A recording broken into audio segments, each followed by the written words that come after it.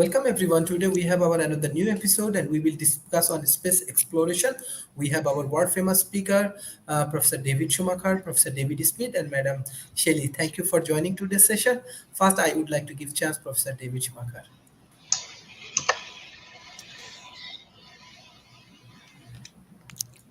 Can you unmute, please? Thank you. I didn't realize I got muted. There we go. Well, hi again, everyone. Yeah, space exploration. I love the topic. I have for a long time. And from my viewpoint, I love the fact for all the innovation that it fosters. It's a natural incubator for new innovative ideas as we explore. For example, without the space program, we wouldn't have global positioning system, GPS, Google Maps. I don't know how I would get around with those old paper maps. Weather satellites were an offshoot of space exploration. So our ability to predict, monitor storms, especially out across the oceans, we wouldn't have that. Solar cells, like the ones on my roof and on many roofs around, that was a direct outreach. Ultraviolet filters in like sunglasses or regular glasses and so forth. Lots of things that we don't think about are all innovations that came from the space program. And then the ongoing medical research, looking to do experiments, looking to test things that just can't be done here on Earth. So there's a lot of positive upsides and a lot of good innovative technologies that come out of the space program.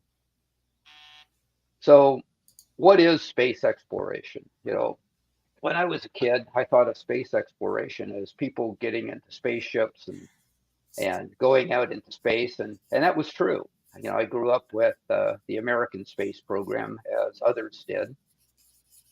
But after that, it became uh, exploration by robotics as we went to different areas, flyby missions. I remember being so excited to actually see some type of detail out of planets like Jupiter and Saturn many years ago, things that we take for granted today. But besides that, besides the robotics, besides what we've been doing in low Earth orbit, besides new innovative technologies that come out of reusable spacecraft, uh, more mundane things that maybe we don't think of as space exploration needs to be considered too, like ground-based observatories, telescopes. They've done an incredible amount of work being able to identify exoplanets, planets outside of our solar system. That was science fiction when I was a kid, and now we have cataloged many, many, many. I don't know what the number's up to now, but it's a very large number. And we continue to upgrade those as we can because they're easier to build, easier to upgrade and maintain than sending space vehicles. But some of those space vehicles are telescopes too. We've had the James Webb telescope up now for quite a while, and it has produced images that were just unthinkable.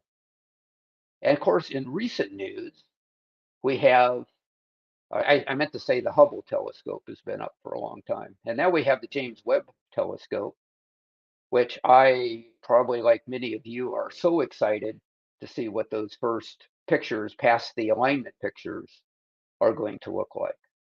And the fact that where Hubble worked in the optical range and a bit in the near infrared range and could see quite a distance, Hubble with its location, which I'll talk about in James Webb with its location, which I'll talk about in a second, along with the fact that it's going to operate in the orange to mid-infrared range, is going to allow us to peer through what we would consider to be obstacles in the optical range and be able to explore far into the universe, far further than we could certainly send people and far further than we could certainly send robots at this point.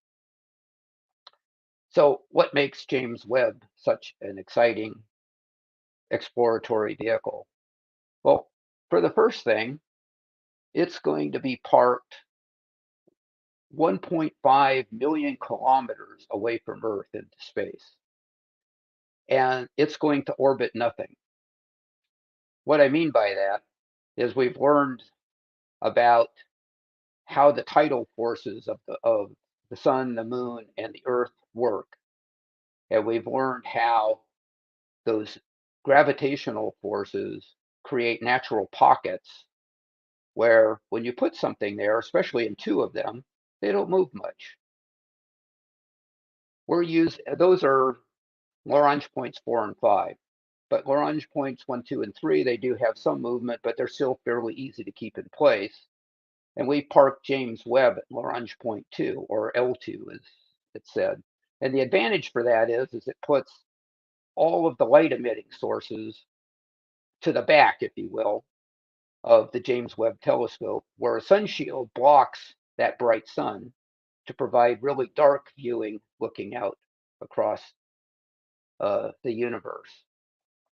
So for me, all this started with Mercury, Gemini, and the Apollo programs. I was enthusiastic about technology, and it caused me to have a technology career that spanned decades. So not only do we have the innovations, not only do we have the excitement of space exploration, but we also have an exciting vision for those that wish to take it. And I'm hoping that what I've talked about so far will provide some kind of excitement. The Mars rovers, which I didn't talk about, now we have multiple countries with rovers on Mars. That should provide some excitement. The announced Artemis program to send astronauts back to the moon. Yes, it's slid a little bit to the right on its schedule to 2026, but that's still exciting. And with the idea of going from the moon to Mars in 2040, we're starting to cast a vision forward again. And I think anytime we cast a vision forward, it creates that excitement for entrepreneurship, for innovation, and raises our sights. And we do things that are not only direct spin-offs in innovation from the space program, but that excitement, I think, spins off into other areas as well. So I look forward to the space race, and the space race that I look forward to is who will get to Mars first? Will it be NASA?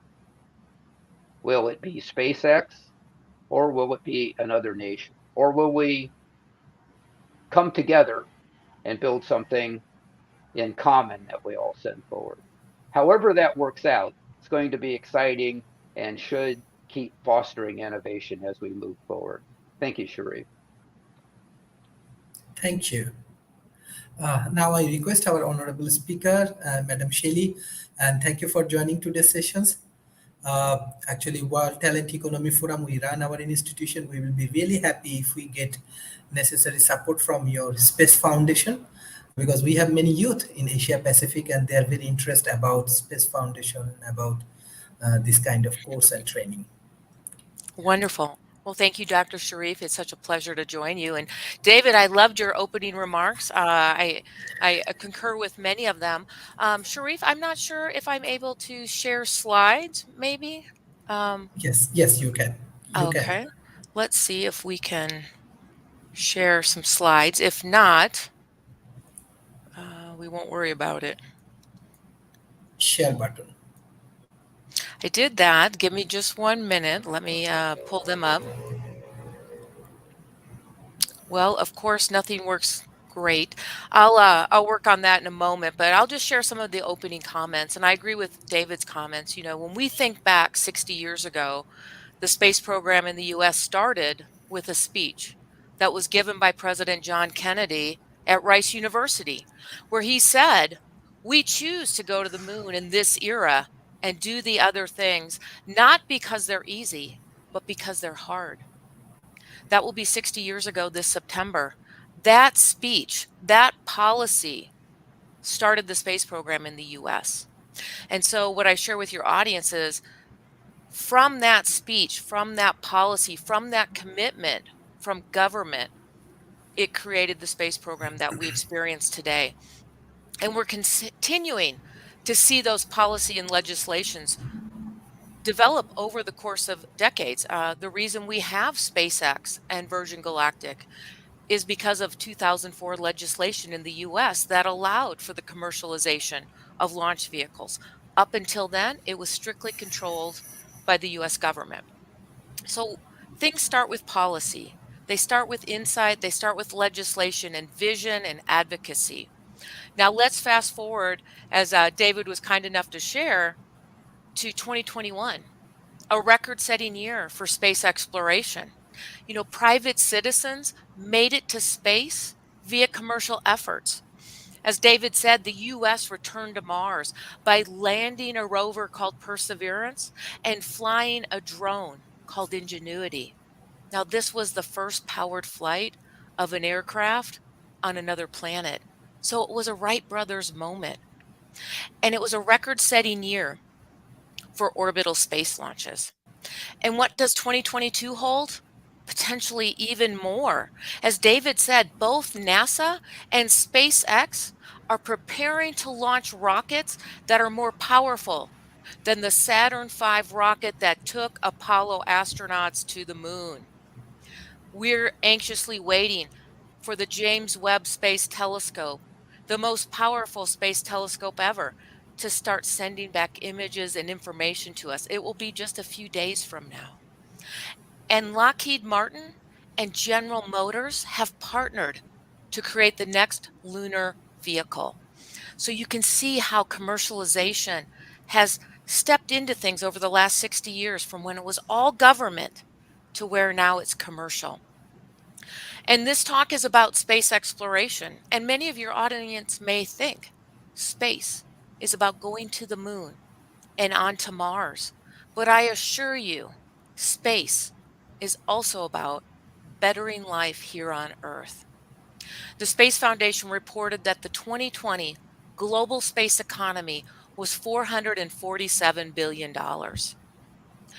Of that, 80% is commercial. It's products and services we use every day. David shared many of them. And financial analysts from CNBC to Bank of America predict that by 2030, the global space economy will be $1.4 trillion, and by 2040, over $3 trillion. And again, think about that. That's 80% commercial. That's jobs, that's technology, that's innovation, that's bettering our lives here on Earth. So I'm really excited for this conversation today. And I did prepare some slides, and I know, Dr. Sharif, you want to talk more about the workforce, so I will see if we can get those up. But you know what? Slides are always a crutch, and as we've all been taught, we don't have to have PowerPoint. But I did put some pretty pictures together for your audience, and if we can get those to work, so be it. So I will turn it back over to you. And again, thank you so much for inviting me to join you. Thank you, Professor Rob. Thank you. Good morning. So the issue with space exploration isn't whether or not it provides benefits. It's that we habitually tend to do stupid things with new technology. For instance, when the Gemini program first launched, the pilots did nothing in the space capsule. They were there as a publicity stunt to offset Russian propaganda. It was an unfortunate decision. As we move forward, the use and balance of human life against the underlying benefit of space exploration has to come forward, and we have to explore this thoroughly, because we know full well that people do not do well in space. The amount of damage that's done to the bodies in the space station is significant, and often requiring extended bed rest and recovery for what are relatively short missions compared to what might be required to go farther out into our solar system. We tend to sweep that stuff aside and pretend like we can just roll right over it, but that's just not the case. Our physical design right now just does not lend itself to space exploration unless we can fix the underlying issues, understand them, and protect the passengers on the spacecraft. The idea of going to Mars and establishing a colony sounds great, except there really isn't much on Mars. that would support the colony at the moment. And terraforming Mars comes at a cost that would exceed the total global production of resources. And so we're just not there yet. And one of the most concerning things that's come out of NOAA recently is the concern is that we increase rocket launches, we may thoroughly destroy the ozone layer, thus destroying our ability to continue to survive on this planet. All avoidable. What we need is a clean, heavy lift capability to bring things into orbit. We need to more aggressively look at robotics to do much of the things we're talking about people doing in space, because robots survive in space so much better than people do. And whenever we have a major disaster and lives are lost, it sets back the space program years, if not decades, as the world recovers from the tragedy. And so this approach to space exploration, while it's incredibly important that we do it, we need to do it smart. The decisions that seem to be often made, for instance, this concept of space tourism, having billionaires, multimillionaires, and billionaires take what is effectively an elevator up into space, see the view and drop down again, doing significant damage in the process. Now, the volume's low, so the damage is certainly overwhelmed by the other damage we're doing to the environment. But what's the point? That we're not solving anything. We're showcasing very high disparity in income levels, which clearly tends to upset the folks at lower income levels. So it's not great for social engineering or for the peace of mind of the people on the planet. And while I grant you it's a showcase that the rockets are capable of lifting people in orbit, I'm well aware of the fact that internal memos out of places like Blue Origin indicate none of the employees would on a bet go up in that thing because of the decisions that were made. And so that kind of implies we're one bad decision away from yet one more avoidable disaster. Now, we have other ways to do this. There's another company that's creating a balloon-based space tourism concept. Does no damage to the environment, substantially less expensive. So while mom and pop six-pack probably couldn't afford it, a lot more of us could afford to go up there. And it's an experience. You're up there long enough and the ascent and descent are slow enough that you're much less likely to get sick. If any of you have ever done on the Vomit Comet, I have. That's the 727 that they send up to allow you to experience weightlessness. At about the 13th trip, I was done. The level of motion sickness was incredibly pronounced, and we'd lost, I'm guessing, about a third of the people on the flight to the back of the plane who were re-experiencing whatever they'd had for breakfast in a bad way. And so you think about, well, so now we're going to extend the trip, but the conditioning still isn't there, and we're doing it for fun. The risk here is we keep doing the stuff haphazard and not keeping our eye on the ball. In other words, the space exploration should be for the good of the human race, and it should be focused on exploration at this particular phase. Space tourism will come, but we need to get to a point where the technology is safe, it's reliable, and we don't run the risk of suddenly killing off, 5 or 6 of the wealthiest people on the planet for no other reason than to see a view. And you can see that same view with virtual reality, safe on the ground. You do not have to take these risks. And yet, with the space programs, what we've seen is a constant and recurring bad decision path. I'll give you an example. I worked with a guy when I didn't work with him. He was my professor when I was in graduate school, and he worked on the U.S. space program, had worked on the U.S. space program. Then he talked about the space program triple redundancy process, and the process went this way. You built 3 parts, and each part went into one of 3 systems that were redundant. So if one system failed, it would fail over. Next system failed, it would fail over. So you had a fairly high probability that the systems would prevail. Except when they did the testing, the way they did the testing is they tested the first part and it failed, and then they tested the second part and they failed, and they tested the third part and they failed. They wouldn't build a part that didn't fail. They would install the first failed part, betting on the fact that the redundant systems would then take over when that system failed. In other words, the rockets were not triple redundant. They weren't triple redundant at all. In fact, they might not even be single redundant, because who knows how many of those redundant systems were non-viable. And so the active systems, if they were non-viable, would be caught during the launch check process. But the non-viable redundant systems may not be caught because they weren't active. They're fallbacks. So that means as an astronaut, you're sitting on top of a rocket that's not only built by the lowest bidder, but knowing that many of those redundant safety systems were non-functional, that they were there with hopes and prayers that they would work. That's bad decision process. That if you're going to have a redundant system and you know the redundant system is going to fail, then hold up the launch, replace the system, make sure it works, and make sure your triple redundancy system is in fact a triple redundancy system. And none of us want a rocket going off over our head where the redundancies are non-viable. It's those kinds of decisions that have concerned me about the past space program. And as we go forward, we tend to sweep the problems underneath the rug, and that's problematic. We were talking a while back about putting a nuclear reactor, a plutonium nuclear reactor, in orbit, and we eventually did. But the concern at the time that was overlooked was if that thing had come down, it would have created a rather substantial disaster on the ground if it had failed, and it was passed over because folks thought the benefit of having the technology in space was worth the risk. One final comment. The militarization of space is becoming a fairly significant concern, with China talking about building what is effectively a military base on the moon. When the U.S. Went to the moon, the goal was actually to do something there. It wasn't specifically just to go to the moon and say, hey, look what we did. The idea was to actually turn that into something that was beneficial to the country, if not the nation. And because of the issues we had with the Apollo program, the program was scrapped, and probably rightfully so, but it should have been replaced by something else as we continued the mission.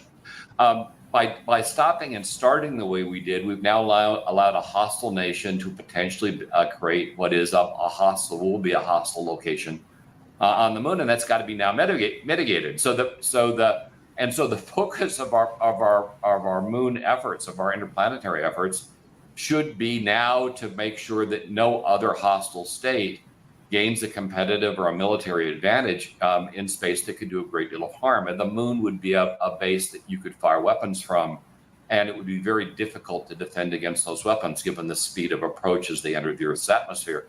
We've had several prototype weapons under consideration that would fire stuff from orbit. The moon stuff is much more problematic because while the orbit, we do have capability to take out satellites.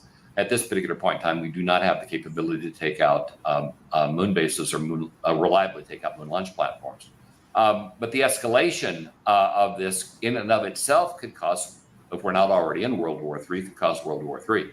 So approaching this intelligently, making sure that we're not making decisions with the space program that cause significant problems on Earth should be a higher priority than it currently is. And if we are going to go into space, then the focus really has to be to get the benefit out of the effort that we're putting in. It can't be just to put people up there and say, hey, look what we did. It's got to be tied to a scientific advancement. We're talking now about mining the asteroids, which would be brilliant, except for one big problem. How do we get the stuff down from orbit?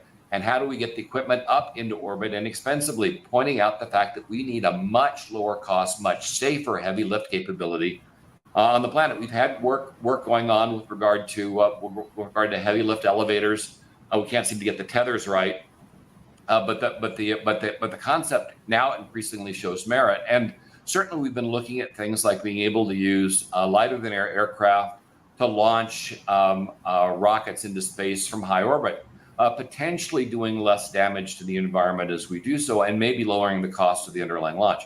We have another interesting technology that popped up recently, and that's using a centrifugal launch mechanism, which spins the craft at high speeds, uses the momentum that's created in a vacuum chamber to reach near escape velocity, and then the rockets are only engaged at higher altitudes as that velocity drops off. Once again, putting far fewer pollutants in the environment. Though clearly you're not going to put a human in that kind of launch vehicle, you'd squish them. But mechanicals and electronics can survive that kind of stress, and it will work. So we do have people that are working on cleaner, safer ways to launch vehicles. My point is they should have a higher priority, in my view, than they currently have. And the kinds of foolishness that's currently going on in the commercial space programs should be curtailed in favor of improving safety and lowering the risk of what could be a catastrophic problem that could set us back again years, if not decades, particularly if it happened over a populated area. We are just one bad mistake away from what I think would be a catastrophic impact on the entire space program. And all we've got to do is be far more pragmatic in our approach to what is a very dangerous technology to avoid those issues. We're just, in my view, we're being far too cavalier at the moment, and that's going to come back to bite us. One final comment. The amount of stuff we're putting in orbit has become a hazard. We've got way too much stuff circling the planet right now, and we've got hostile states like Russia testing satellite destruction weapons on satellites, which is just exacerbating the problem massively. This is something where the United Nations or some type of world effort needs to occur to prevent governments, any governments, our government, a hostile government, from damaging the environment around the planet, which could badly harm our ability for future exploration. That stuff is like shrapnel, moving at high speeds. If it hits a spacecraft, it will undoubtedly, some of that stuff is undoubtedly heavy enough to damage, if not crash, the spacecraft. So we need to stop creating more problems and focus on space exploration as it should be focused on, as a benefit to society, as a benefit to the world, as a benefit to the human race, and make sure that stays at the forefront. Because if we lose that focus, my fear is we may end up doing far more damage with these programs than we're going to do good. Thank you, Professor Rob, for your excellent analysis. Professor David Smith. Well, thank you, Sharif. This has been a very interesting discussion so far. And, to me, I want to go back and look at some of the big changes. Back in 1957, when the real space exploration was launched with Sputnik 1, it opened eyes. But at that time, and as we looked at the first man in orbit, it was a race between the Soviet Union at that time and the United States. But what has happened over time is that has gone not only in the commercial sector, like Rob has talked about, but we're seeing more and more nations get involved into space and the ability to launch their own payloads and their own experiments, and even plans to put their own citizens into space.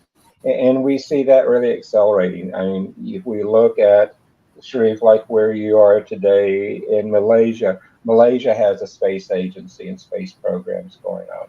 So it's something that is not just with the top tier countries, it's expanding quite a bit around the world. India, Japan, Israel, they all have space programs that are actively going today and working with it. And it's not just the area of space exploration that is so important. It's the steps that take to get to space and how you begin to do those things. And I was fortunate to have worked with one of my mentors, Dr. George Kosmeski, and at that time with Dan Golden, who was the head of NASA, to help develop the NASA Technology Transfer Centers. And the technology that has been transferred over the years, David mentioned some of them, but they are much broader than that in places where they're really enabling. And we've talked about NASA, but the Department of Defense space programs in the United States and in Russia and China have also contributed to what we see as innovations going forward. Today, if we look in space, we hear a lot about the International Space Station, but also China has a space station in orbit around the Earth. We're seeing plans to put scientific labs in orbit around the Earth. So it's exploration in both near field and going back to the moon and beyond. We, for the first time, have spacecraft designed here have now left our galaxy and have passed that barrier and going on out to space, and what those actions can be. And to me, even the other folks going into space. One of my good friends here in Austin, who is a game developer, and his father was an executive at NASA. He is a private citizen, went up to the International Space Station and was up there and talking with him, and how those insights have shaped him and how they've helped put the other elements together. And uh, he and his wife have set up a funding mechanism for other activities based on just the insights he received from the space exploration have been tremendous. Rob talked about other means to get there, and the spin catapult one is one great one. But there's another company, for example, that I'm aware of called Quantum Machine Corporation, and what they are doing is they're using the concept of angular momentum, like what you have with a gyroscope, but at the quantum scale, to be able to power spacecraft, to be able to power aircraft and others in ways that do not have a carbon footprint, that do not have many of the challenges associated you see with the other things. And it's part of how we're getting there. I mentioned carbon footprints. If it were not for satellites in space and the ability to not only see with imaging satellites, but I actually sense with the sensing satellites that are out there, we would not understand the full extent of global warming. We would not be able to increasingly be more accurate with our weather forecasts and seeing the events of the world. We would not be able to see in the details the impact from destruction that comes from hurricanes and other events like that without the ability to have these resources in space. And so I see a lot of them. The other thing is, if I talk about space exploration, let me come back to the United States with NASA. The second letter in NASA stands for aeronautics. And so NASA is not only concerned with space and space exploration, they're also concerned with what we do in the air. And they have many programs working to address that area of the world. The whole area of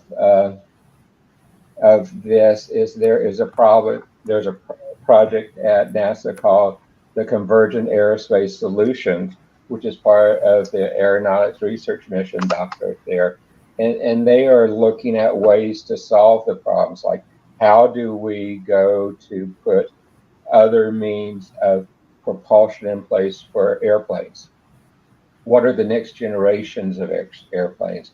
What can we do to increase the survivability in the air? Part of the doctorate there and in space is looking at how do we solve those human factors that Rob were talking about. And those have already begun to translate into great medical advances for us here on the Earth. So we see those elements. But one of the defining moments for NASA and for the whole space exploration is that as we go back and see when Neil Armstrong put his the words when he stepped on the moon, it was one giant leap for mankind, for humankind. And that is, I think, continuing.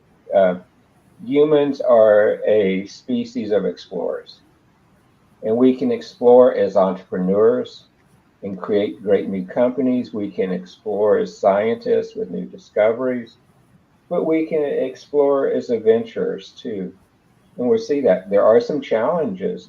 Rob hit many of the physical ones. Shelley talked about policy. We still need to put policy elements in space for what we do with space exploration. Rob talked about the resources on Mars and the resources on the asteroids. We still do not have a policy that's accepted globally on how do we deal with the resources from there. Does someone own it? How do we commercialize it? How we do the elements? So there's still a lot of development that has to happen for us to be really productive with them. But I know we're beginning to go there. Space has led to many great innovations. I like to kid myself with people in that, one of the innovations when I was young was Tang. God, was it good for you? Probably. Did it taste good? No way. But it was something that came out of the space program. But we're seeing them, uh, we see things like the materials that NASA has learned to embed and encode used in many different ways. We've seen the use of silver and other materials in a woven thing, which will provide us things like the space blankets that was used. Ways to, in our cars, some of the composites we use and others came directly out of our space programs and can be used there. We've seen uh, medical uh, inventions come out of the space program as we're doing it. I love to see that we saw one of the drugs that was developed on the International Space Station use come back and is being tested right now on how do you stop bone decay, particularly in elderly people. And yes, bone decay is one of the challenges of spaceflight, but yet it was the microgravities there that let us begin to go back and look at solutions such as this. Uh, the promise of space has challenges. By the same token, I live in Austin, and with the growth in Austin, I'm almost more at risk with getting in my car and driving across the city. If I'm in Los Angeles, New York, Tokyo, Sao Paulo, Brazil, boy, my likelihood of being involved in an accident there, pretty much exceeds where I would be. Rob talked about not going into space. One of my good friends from uh, who was involved at Skunk Works is now one of the executives at Blue Origin. And I've actually said, Steve, where do I sign up? I would like to be in the line to go to space. Uh, it is one of the things which I think is on my bucket list. I'm probably beginning to get a little bit too old for that, but you're only as old as you feel. And I think the ability to experience that. I, I did the weightless thing like Rob. Luckily, I held myself together. It was fun. Uh, when I was a young kid, I went up in an injection seat trainer, and my chin felt like it came down to my stomach from the G's. But you still see the things, and you still want to experience them, and that's what space exploration is about. Is how do we use our pioneering spirit to create new opportunities, to visit new places. But equally important is how do we take the things that were developed, the technologies, the science, the policies, the other elements, the safety concerns, and how do we turn those back into things that can advance humankind? And I think that is one of the biggest things with space exploration is there is embedded into the process the idea of transferring the technology, of transferring the know-how, of spreading the work to be innovative, not just in the hands of a few, but if you look at most of the space exploration programs, they are global. And you're seeing work done in many countries to pull the pieces together. And that is one of my great things about space exploration is it helps you focus on creating very sustainable, scalable solutions that can benefit all. So Sharif, that's my first thoughts. Thank you, Professor David Smith. Professor David Schumacher, as you know that our major target youth community from the developing nation, especially from Asia Pacific. What is your advice for the youth communities, how they can involve more with this space exploration, and what's your concluding remarks? Okay, thank you for that topic. Uh, the youth community can think of ideas that I can't think of, and that a lot of people can't think of. I come from a particular viewpoint having been built up over the decades where I solve problems in a certain way. But I see that when I work with youth, and I would see that with your youth as well, that they're innovative in ways that I just don't naturally think about. And that really encourages me because innovation is the first step, I believe, after recognition of the problems to do something about them. Problems exist everywhere and always will. And we humans have always had this ability to say, yeah, that's a problem, but I'm going to find a better way to do it. Sometimes it's uh, sometimes it takes a while for that to happen. These days, at the pace of technology, it's happening quicker and quicker, and we need quick minds like the youth that you're speaking about to do that.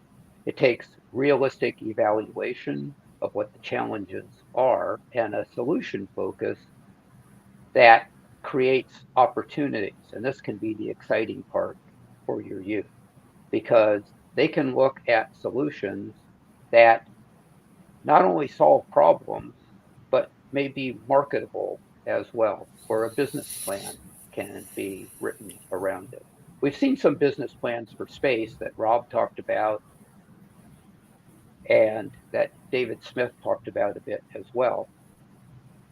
And these are business plans that I think are in their infancy. Take, for example, the discussion about space tourism. There's a lot of things that are wrong there, and that's one mindset. There's a lot of opportunity there for those that will take on the challenges, and I think that's another mindset. So I would encourage your youth to look at ways that they can be involved to contribute to a solution, to contribute to an entrepreneurial model for a solution. This is what humans have always done, and we continue to do it well, but we don't do it well in the beginning. Let's take a common example, motor vehicles. If you go back and you look at Henry Ford's first vehicles that came off the assembly line and what we have today, yes, they move people down the road. They have that in common. But there's a lot that has changed over the years, and that's all been innovation. And they've been around things that have been considered to be problems.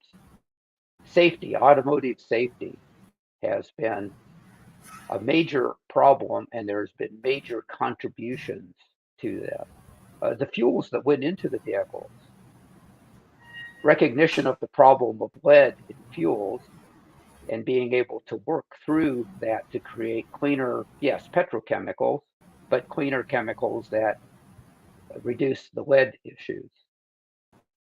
And a lot more has been done with fuel. And then, like in recent cars with the electronic assistance that was just never thought of when I first started to drive. Now I can have a car that shows me exactly what's behind me as I'm backing out of a parking area. I remember seeing my dad open the car door and stare out the back because even the rear vision mirror wasn't a good enough picture to back up. I can't imagine not having that camera. The lane change assist that's out there that tells me when I have a car approaching on my left or right, especially on the freeways and so forth, where something can overtake me pretty quick, or maybe my attention isn't just right, or can tell me when I'm drifting out of a lane of traffic. Uh, Emergency braking. I think, at least in the United States, I think we've all seen the commercial of the couple that's driving along and talking, and the car brakes for them and stops a rear end collision. That's not science fiction. That's happening now. These are all innovations that come out of identified problems. One of my favorite ones was more of an annoyance and not maybe necessarily a problem, and that was speed control. I have speed control on different devices. So it's great. I can go out and I can set my speedometer on a certain speed going down the highway, but then it would always seem that somebody would pull in front or I'd come up on somebody that was going slower, but not so slow that I wanted to pass them. So I love now the adaptive speed control, where my car decides to just set a distance and will follow that car in front. These are all innovations. They're all created out of new thinking on solving problems and moving us forward. So let's continue to do that and focus on solutions, be realistic, and I think that's what we all want, and it's certainly what I want. So those are the end of my comments. I see we've lost Sharif for a moment, so I think we'll go to Sherry next, and we'll have your concluding remarks as well. Well, thank you, David, for that beautiful closing comments, as well as the kind handoff. We can self monitor and moderate our panel until Dr. Sharif can join us. So thank you again. I want to thank everyone for inviting us. Obviously, Dr. Sharif, it's a pleasure to be joining and sharing what's going on in the global space ecosystem. What are the opportunities for youth throughout the Asia Pacific region? The Space Foundation has a 5-step workforce development roadmap. It consists of awareness, access, training, connecting, and mentoring. So that first step is what we're doing today. It's about building that awareness that there is a place for you to be part of the global space ecosystem. You can participate in webinars like this, join other podcasts, and learn how you can join in the space ecosystem in your community. That second step is an access point. How do you create access? And that's where you can look for places where you can connect, whether it's through this platform or other organizations. The UN Office of Outer Space Affairs has many mentoring and networking programs. So does the Space Generation Advisory Council. So find an access point. That third step is training. So there's many opportunities, whether it's formal training, you could go to International Space University, you could have informal training, you could look for internships, partnerships, volunteer opportunities. This is a lot where Space Foundation resides. And as Dr. Sharif said, we have our Center for Innovation and Education that looks at creating workforce development and economic opportunity with K through 12 educational programming and curriculum, teacher professional development, and entrepreneurial facilitation for adults. So we look forward to having you join us if you're interested in any of those programs. The fourth step in that workforce development roadmap is building networks. And I shared some of those great organizations, such as Space Generation Advisory Council, Space Foundation New Gen Program, as well as the United Nations Office of Outer Space Affairs. They have a mentoring program. SGAC has a mentoring program, as does Women Tech Network and others. And although women may be in the title, that is open to men and women. So join those organizations and like-minded people and start building your network. The last step, and many times that's the first step, is find a mentor. I shared a couple of the organizations that can help you find a mentor and start to navigate through that workforce development roadmap so you can come into the global space ecosystem. So you can also be a mentor. So find a mentor, be a mentor. If you're an early career professional, mentor a college student. If you're a college student, you can mentor a high school student. So you have the opportunity to be a mentor no matter where you are in your career. So again, that 5-step workforce development roadmap: awareness, access, training, connecting, and mentoring. And if you're interested in any of our Space Foundation programs, you can join me at spacefoundation.org or follow us on LinkedIn. So Dr. Sharif is just about to come back, and that concludes my remarks. So I believe next I will hand the baton to Rob for his closing remarks. So space is an amazing place. I've been a science fiction fan since I was a small child, and the idea of going to space is certainly attractive. I doubt any of us here will ever make that jump. It's a possibility, but it seems unlikely. And the reason for that is there really aren't any great places to go in space yet, and that may change. But as you look at your careers and moving forward, space is risky. It has waxed and waned on broad cycles over the last several decades. In the United States, Kennedy clearly got us all excited about going into space, and then he was gone. And while we made it to the moon, we lost, I think, a good deal of the reason why we were going there in the process. The moon became a final goal as opposed to a stepping stone to something greater, and there kind of lies the problem. A lot of great technology, as many pointed out, have come out of the space programs, but we've reached a capability in terms of simulation that we can do many of the things, at least can simulate many of the things on the ground that we heretofore could only have done in space. And often that might be the better path. If I was to provide any general advice, it is be careful in this space. It is overpopulated by billionaires that have poor impulse control at the moment. And that almost never ends well. Watching Elon Musk is quite literally like watching a child run with scissors at the moment. He has developed an affinity for scandals that I think is unprecedented in modern times. And the funding sources, the capabilities of his various companies are all dependent on a reliance on his mental acuity and decision-making prowess. And right now, that's all in question. And that brings forward risks. The government programs tend to depend on whoever is in office, and they often don't last long enough to accomplish their underlying goals.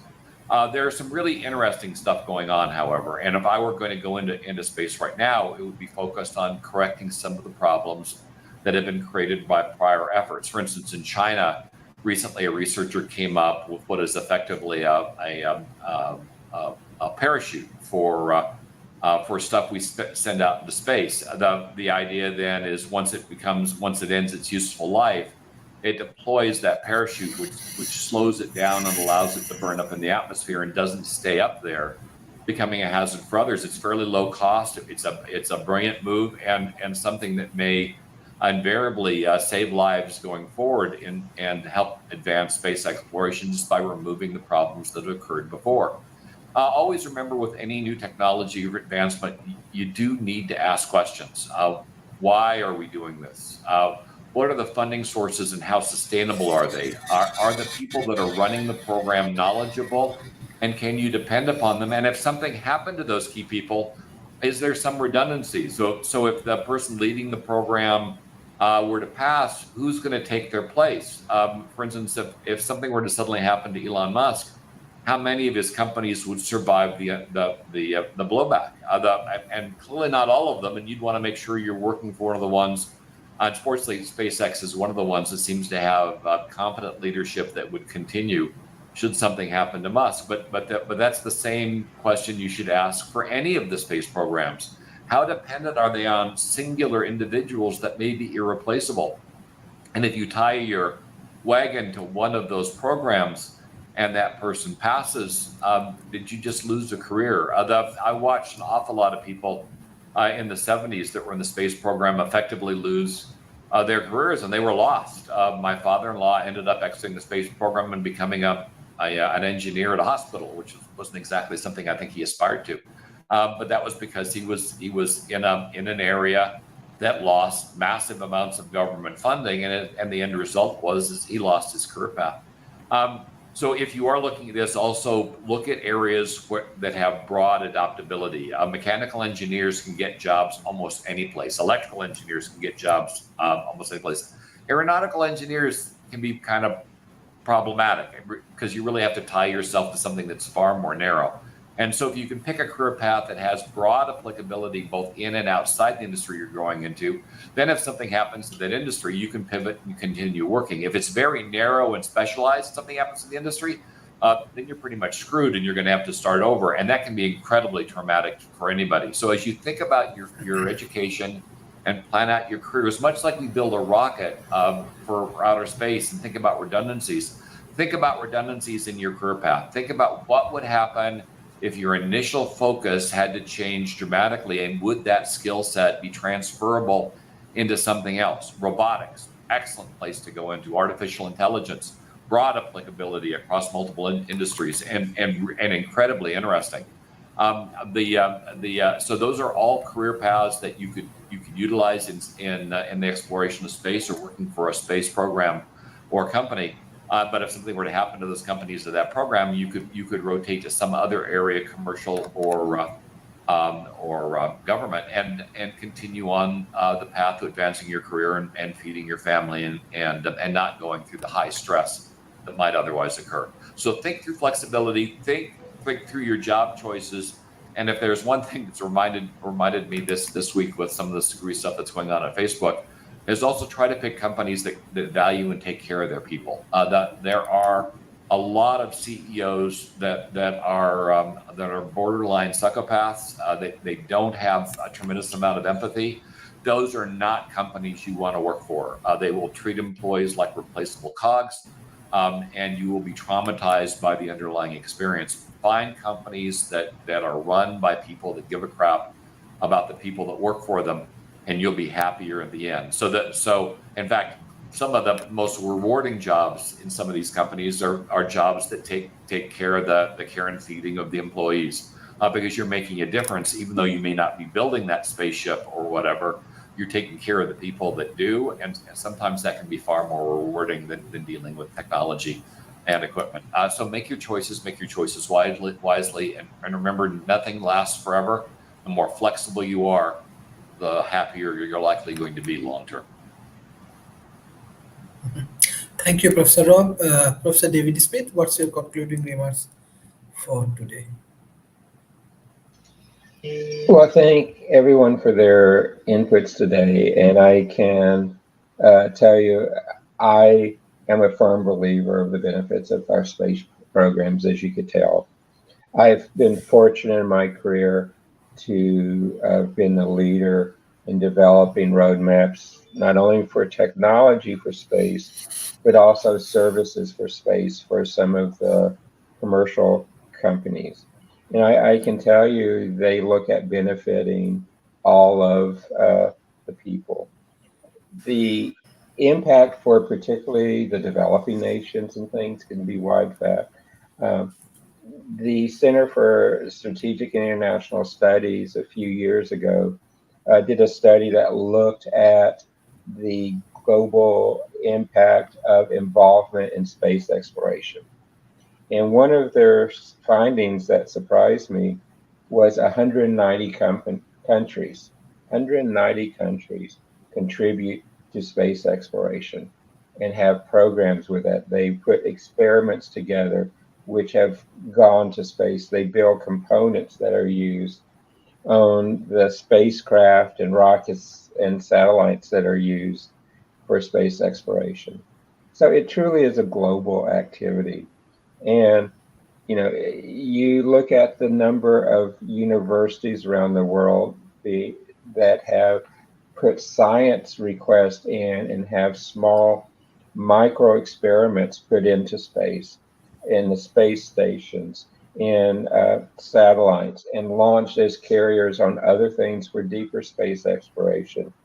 It's truly amazing the way that the international community has stepped in and become a very valuable partner in space exploration, and one that a group of high school students can get together, put their heads together, collaborate with others, and propose a package that can go into space as an experiment. It is, to me, mind-boggling today versus when I was back in high school a few years ago. So to me, space is a catalyst. Space exploration is a catalyst. And it's one that can do it. Is there risks, like Rob pointed out? Yes. But, you know, like I said earlier, I have the same risk kind of getting in my car and driving as you do with some of that as well. And, you know, I spend way too much time in an airplane, which has risk involved with it too. But those are some of the things that we see happening here. You know, the other wicked problem that you see with space is, what do we do if we see disaster on the Earth? If we do go into that third world war that Rob mentioned earlier, just this week we discovered another asteroid that we didn't know before that's going to come in a near miss with the Earth again. While there are risks with settling other planets, it's a risk that I would like to see us begin to put the solutions in place for. Not to go on a suicide mission, but see if we can build the systems and the competencies and the capabilities to be able to safely become an exoplanet society where we can live not only on the Earth, but on other bodies as well. And I think that will serve well for the future of humanity. So Sharif, thank you for letting me be part of this. Thank you. Thank you everyone for joining today's session. It's really great session. Tomorrow we have debate on space explorations. Government side, I think Prime Minister will be Professor David Smith, opposition Professor Rob, Professor David Schumacher. If you want to join in this debate, you can. You can choose either government or opposition. I know you are from Trans-Humanist Party, so you have a the important role for political progressions. And debate is the way of engage with politics. So hopefully it will be very interesting debate. Thank you. Bye-bye and take care.